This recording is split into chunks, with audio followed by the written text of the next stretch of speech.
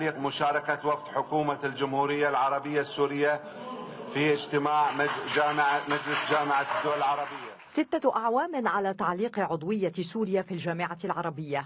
الأعوام انطوت وخرج من المشهد من قاد الحملة فيها من أجل إخراجها من المشهد الدبلوماسي العربي. حمد بن جاسم عاد للمشهد مجددا ليقدم اعترافا بالخطأ. في سوريا جميعنا ارتكبنا أخطاء.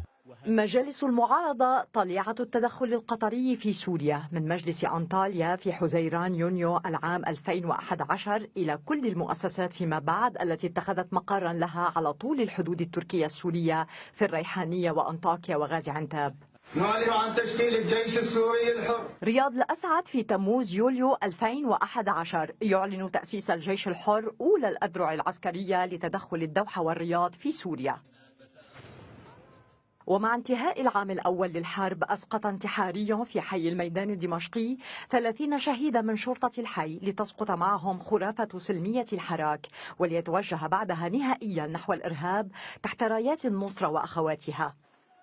ومثل هجوم جيش الإسلام وأحرار الشام في كانون الأول ديسمبر من العام 2013 على مستودعات الجيش الحر في باب الهوى لحظة توزيع نفوذ وتوافق قطري سعودي على تهميش الجيش الحر الذي لم يبدي فعالية في قتال الجيش السوري، بل حول وحداته إلى رديف لكتل كبيرة كالنصرة وجيش الإسلام وأحرار الشام لا يستطيع العمل من دونها لأنها تملك التمويل والتسليح المباشر من السعودية وقطر وتركيا. الغوطة الشرقية أرض عمل الاستخبارات السعودية وجيش الإسلام. الاستراتيجية التي فضلها السعوديون قضت بالتمركز على حافة دمشق وقيادة عملية غزوها من الغوطة التي انتهت كلها بالفشل. والقلمون إمارة لأبو مالك التلي بدعم قطري قبل أن ينهي وجوده الجيش والمقاومة.